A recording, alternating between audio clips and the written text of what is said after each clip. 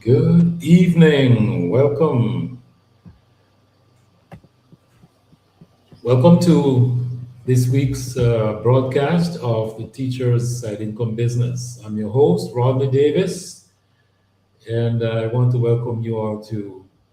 We're broadcasting today once again from Facebook, LinkedIn, and YouTube. So, welcome to everybody. I'm your host, Rodney Davis. I've been in the public, I've been in education for 26 years. And here on the island of St. Martin.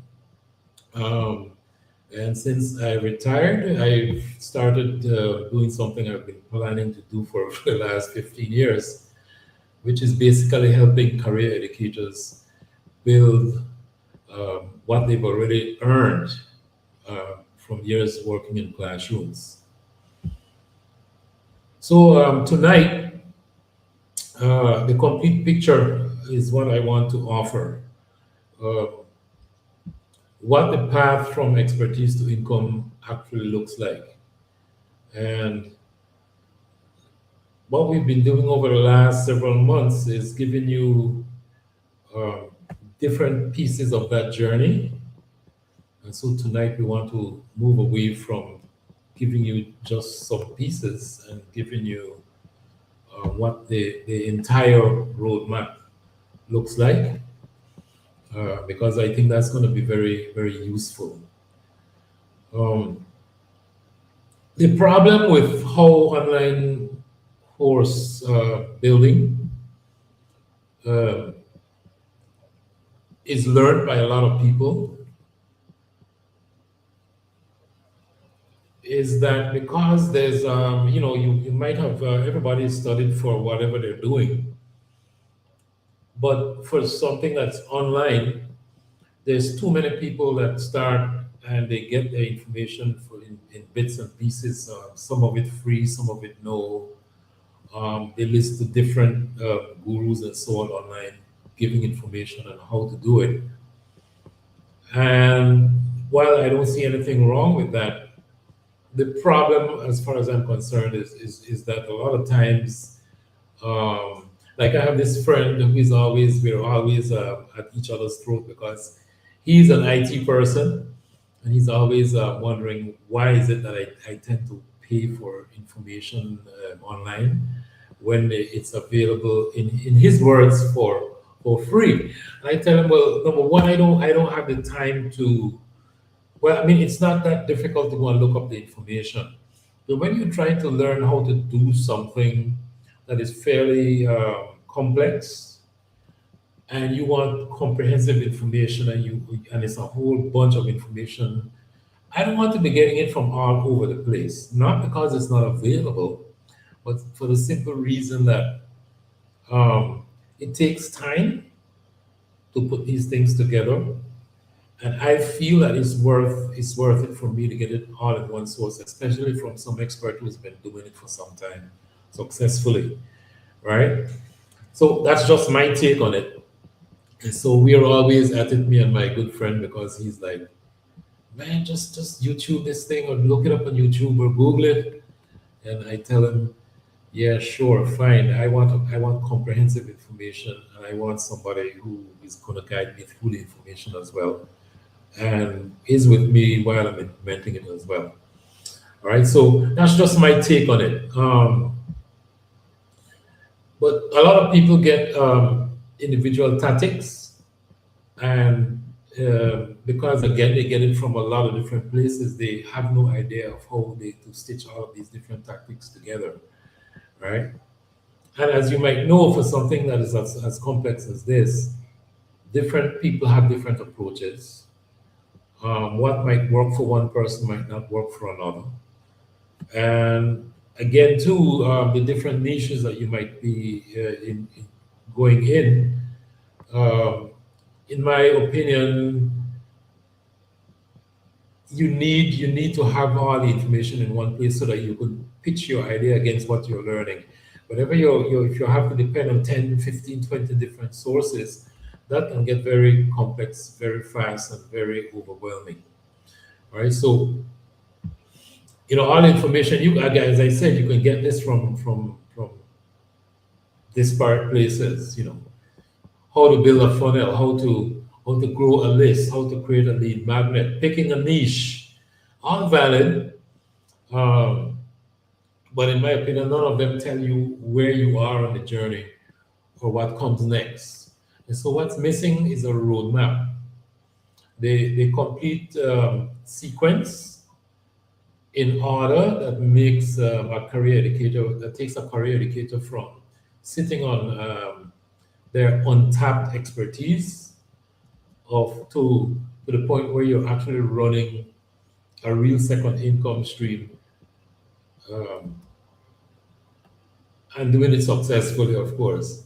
So tonight I want to give you that sequence because after weeks of covering individual pieces, I think you deserve to see how all the different pieces fit together in one whole. Okay, so I have a 6-stage roadmap that I'm going to take you very quickly through.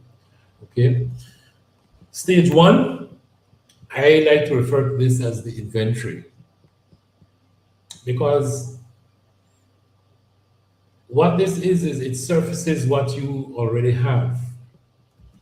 Um, you stop looking outwards for what your niche is, and you start looking inwards at what you've been quietly mastering over the 5, 10, 15, 20 years that you've been in education, working with your students, one cohort after the next. The expert inventory work is what I call it.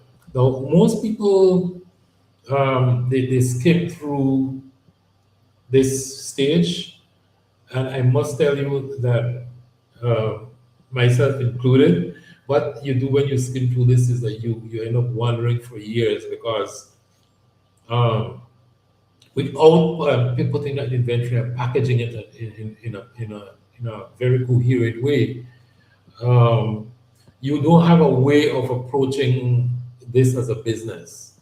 And so this foundational stage is extremely important, even though a lot of people, including myself, find it quite boring. Um, but I shouldn't assume that you're going to find it boring as well.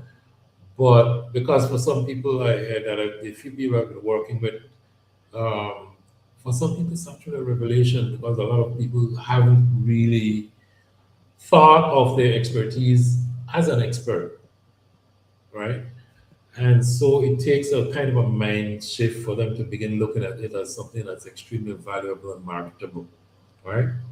Which leads us to what I call the positioning stage, which is stage two, right? Here you translate your expertise into market language, and um, another thing that a lot of teachers might not be familiar with, right? So if I ask you what you do, uh, the typical answer is I teach English, or I'm a secondary school English teacher, or I have experience teaching um, at the primary level these subjects, right? And so the tendency again is to talk about what you do, not from the point of view of an expert, but from the point of view of what your role is inside an institution, right? Um, and so instead of saying I teach high school English, in market speak, that becomes I help adults write with the clarity and the confidence um, that they need in order to move forward in their careers. So even that I would take and hone that some more, but hopefully that gives you an idea of what we're talking about. And if you're going to start talking about a business, you also have to start talking about what your expertise is in marketing language. And so that's where step two comes in. It's the same expertise, but it's a completely different frame. And so it takes kind of an identity shift and the niche work combined. Then you move to stage three, right? Your offer. You at this stage you design the minimum viable experience, not the full course, the first version of it, right? It's like I used to look at it and call it something like your prototype. It's something that you build and say, let me try this and see um, if it's viable, if it can work. You already know that it's not the full thing. You just want to see if it has legs, right? And so you take it through a test run with a small cohort of real people, and you actually charge them a price, right? A small price. And again, here the idea is not to make money, it's just to validate what you're doing, because even though you might find something that's in demand, uh, there are quite a few topics that people they're only willing to sign up for it for free.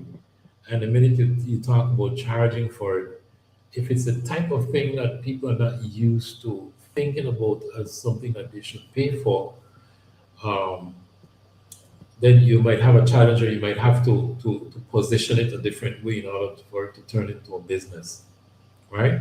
But the idea here is that you want to test your idea with a small cohort, with a real price, with real people, and get real feedback. Okay? And so this is where validation actually happens and the proof gets built. From there, we move to stage four. And stage four is the audience, right?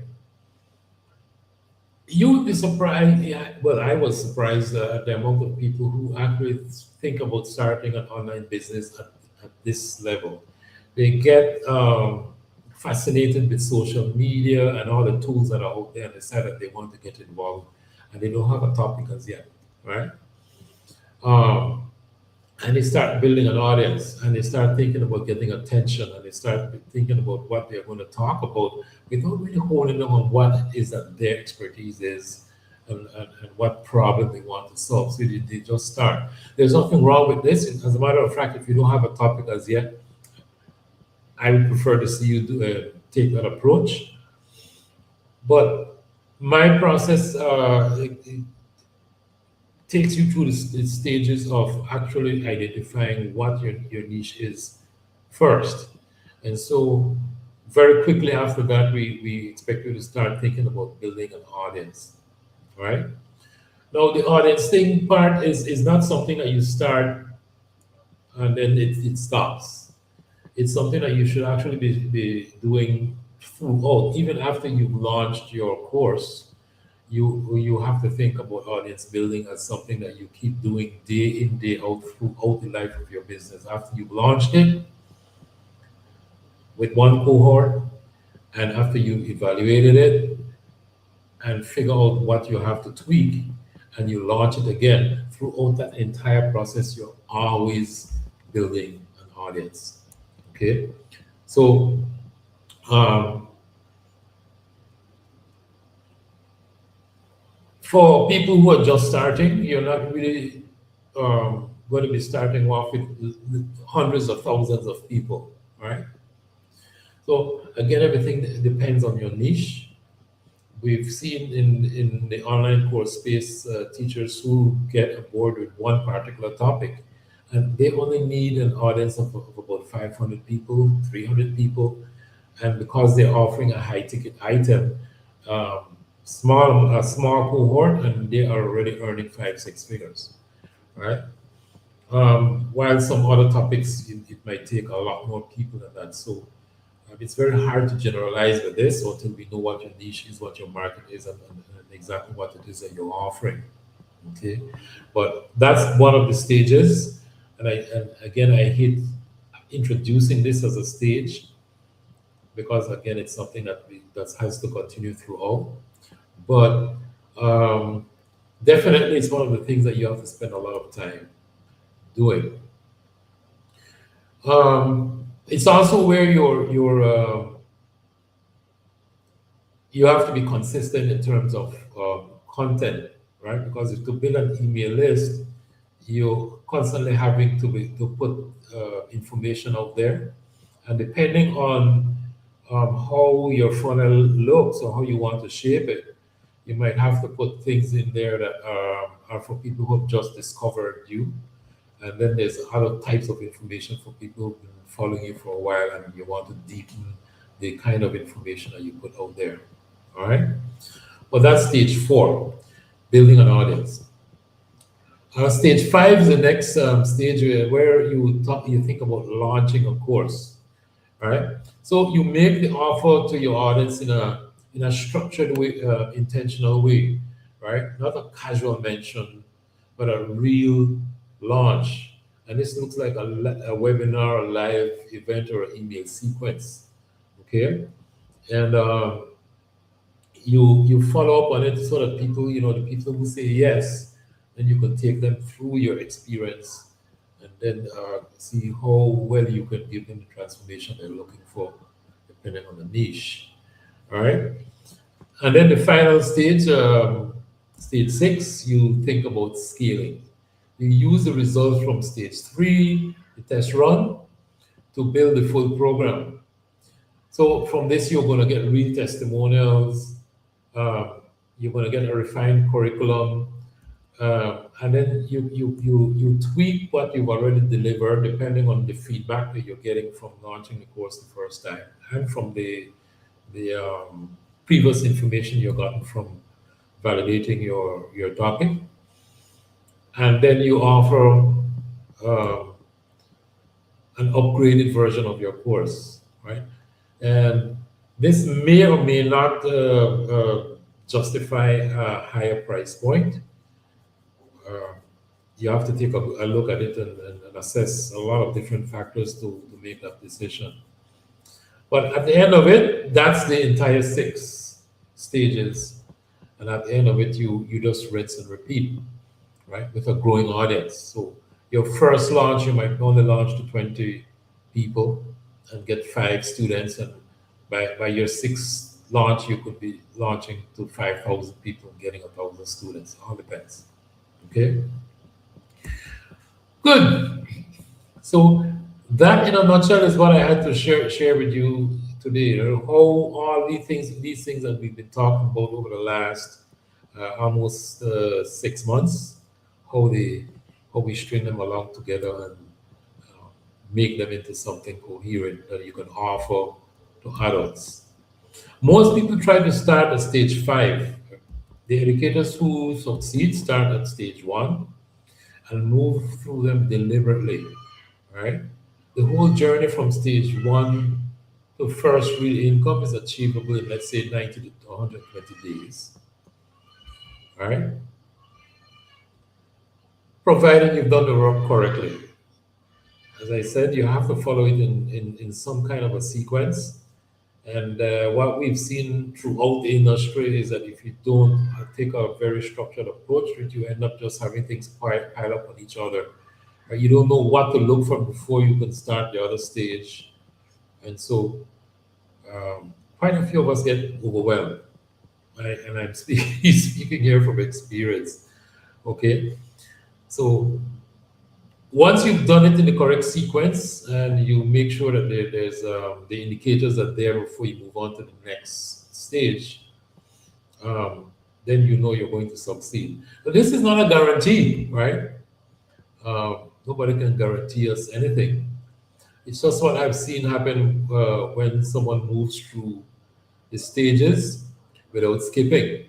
And the reason most educator entrepreneurs stall is not for lack of talent. It's because they jump the stages. And when that happens, you try to basically you try to launch before the audience exists fully and expect outstanding results. All right. So a lot of people that I've been involved with would the problem sometimes is that building an audience. And so you reach a point where you have to ask yourself, do I launch to this limited audience or do I wait until I get more? And the way how I've been coached to do this is you always want to launch and get more information, right? So you see your launch as an experiment, you gather more information, you launch again. Each time you do that, you're going to become more successful because the audience, the small audience that you might have, is going to give you feedback and tell you exactly what you have to tweak. So you have to keep launching. All right. So, um, having said that, I also have to say that having to try to launch before you actually have any audience at all, um, you it's just a setup for disappointment. So if you have a very small audience, you launch. Just be very realistic about what to expect. You're more looking for feedback than anything else. Trying to define the offer before the positioning is clear. Um, you cannot expect to have a very a thriving business from day one if that's where you are. So again, my take on all of this is always just continue with what you're doing and try and get feedback. And as long as you're in action, as long as you're taking action, uh, whoever is listening to you is going to give you feedback as to what you have to tweak. Okay. I've mentioned before that I've started this journey maybe about 6 months from where we are now. And so I'm only a few steps ahead of you guys. So keep following us, and we're going to make sure that we give you all the information that we're uncovering as we continue with our journey as well. All right. And we'd like to encourage as many of you as possible to join with us because even though the online course industry has been around for some time now, um, the positioning that we are doing with the teacher-led schools is rather new because for the first time, I'm trying to expose the entire industry, especially to educators, because I feel that it's my mission to spread the word that your expertise is in very high demand out there, and that if you put some time and effort into it, there is space out there for your expertise for you to turn that into a business. Okay. So once again, for our 6 steps, sequencing is everything. And tonight I want to make sure that I wanted to make sure that you know exactly what that sequence is. Good. We're not going to be doing, of course, questions and answers today. Um,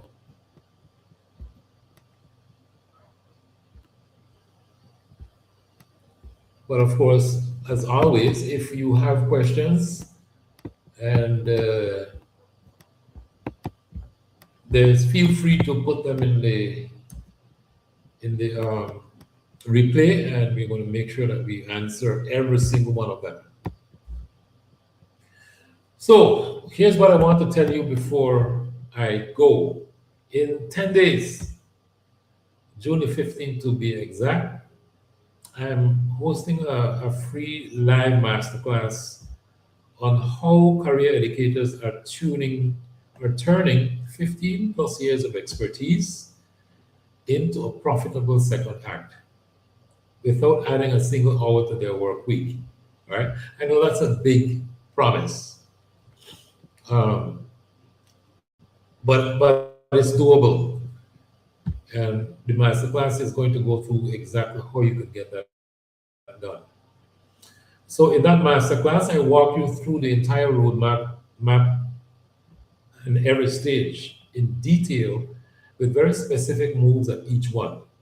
So this is not a tease, right? It's not an overview. The complete framework we're going to offer you in a lot more detail than we gave today. Registration for the masterclass opens up on June the 8th. I think that's a Monday. All right. And so that's just a few days from now. All right. Watch for the link on this page on LinkedIn, on your Facebook, and on YouTube, and in your email if you're on my list. And so if tonight landed for you, if seeing that the whole map for the first time made something click, the masterclass is where um, we go deep in every single stage to show you exactly how you can turn your expertise into a viable business. So once again, registration is going to be open on Monday, June 8th, and I will see you on the 15th. Okay? That's all we have for this week. This is week's episode. And next week again, we're going to be here. We're probably um, going to be doing a topic that is highly related to the launch of the masterclass. So we look forward to that as well. Thanks for listening. Please spread the word because the replay is going to be up in just a few minutes. And we're going to see you next week. And of course, on the during the masterclass as well. Bye for this week.